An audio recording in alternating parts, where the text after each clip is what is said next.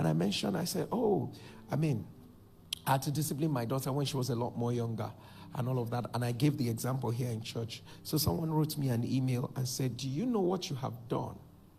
It's called, I can't remember that English. That what I have done is, I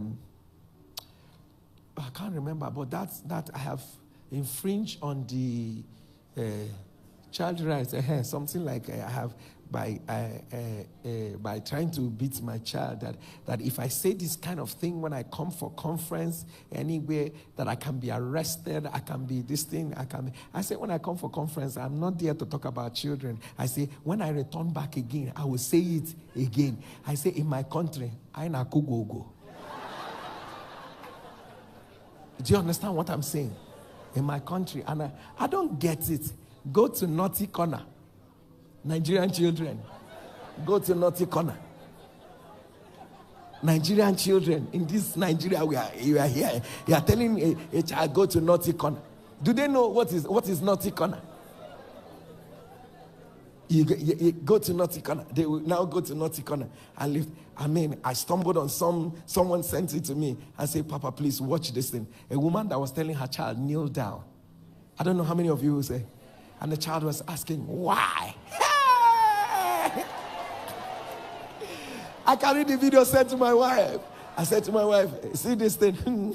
She called me immediately. She said, I pity the child. I pity the child. And all of that. I know. So, and there was an experiment we had one time. So there was something that when my child was growing up, I can't remember what the incident is. I know that I just gave her one. She ran to go and meet my wife at the door. My wife gave her another one. Boom! And she ran. I gave her another one. Boom! And she ran. Right now I'm proud of who she has become. That's how they beat me, and I have sense. And right now, when I look at her, I am proud of who she has become. I have no reason. All my life, I don't think I've beaten my daughter more than 3 times. I've not think from her cradle to now. I don't think I've beaten her more than 3 times. But there are defining beatings. They define your life for the rest of your days. We love it. We love it. They define destinies. My way of trying to say, don't be passive. If it doesn't align to the principle, there's nothing like working together.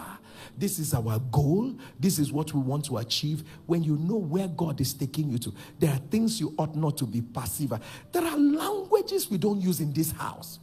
If you find that language, crush it to the air. There's nothing that, I want my child to trend. I want my child to do this. I want my child. There's nothing to trend about it. There's nothing, you're not better than anybody. Don't use that language. Don't say it's because that this kind of thing is, there are things when you train a child in some way, they do not in any way.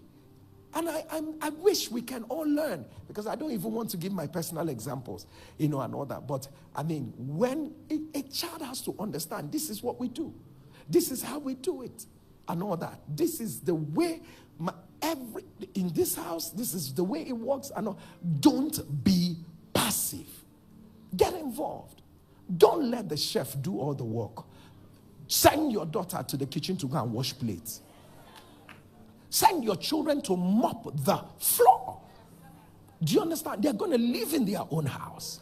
They're going to raise, and you don't want to. So when you have a lazy child who gets married tomorrow, you raise a lazy son who is waiting on a well-trained girl to be the one that will clean the toilet, clean everything, and all of that. So they raised a daughter well for your child to become a liability to the child. We must raise good sons. And when we want to raise children, because we believe that the males are usually the stubborn ones, we focus on the children. You have not learned how to do this. When it is time to learn how to cook, everybody should go and learn it. When it is time to learn how to do, it must not be left for the female alone.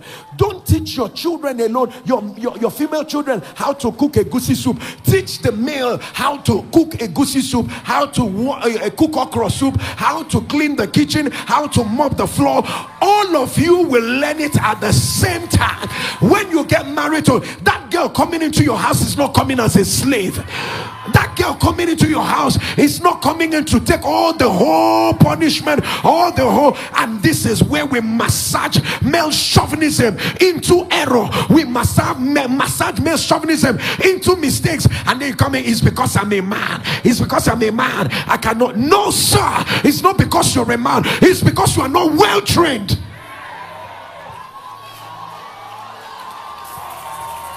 Whether you're a man or a female, when we see water poured on the floor, even as at now, we pick up our mop, we mop the water, because that is how we are trained. We walk up and see, this is not, we wash it even as whatever we think we are. We're not waiting for anybody to do it. If they do it, we say, thank you. It is not your job.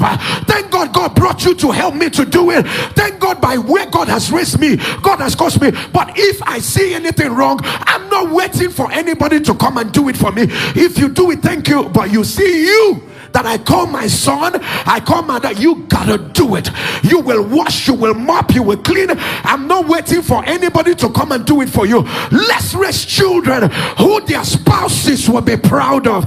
Let's oh my goodness. You see, my wife said something today that really made us laugh, you know. So I stumbled into what she said, and my wife said that a lady wanted to cook, and she called another person and said, called the sister and said, please, if you buy ice fish from the market, do you wash it?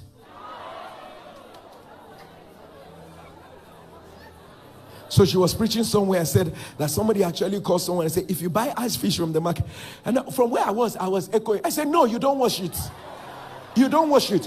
You don't even cook it. When you buy it, microwave it and start eating it. This is the generation. I mean, somebody really asked that question. If you buy ice fish from the market, do you wash? No, we don't wash it. When we buy ice fish, this is the generation that, because they never enter. Hey, let Okon do it. Take it to Okon. Let Okon do it. People of God, don't raise your children from where you are. Raise them from where they will be coming from. People of God, you are the rich man. Your children aren't rich. You are the one who is well off. Your children are not well off. People of God, expose them to the life they never knew.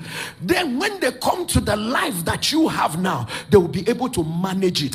The reason why you are managing what you have is because you came from somewhere. Don't raise them from where you are. When Okon will do this, be prepared. When they get married, you may make sure you send them one Okon that will remain with them and help them cook. Because very soon they will come back home and they will start judging that your daughter does not cook well. This one does not cook well. This one does not happen. This person does not cook. People of God, raise them from where they are.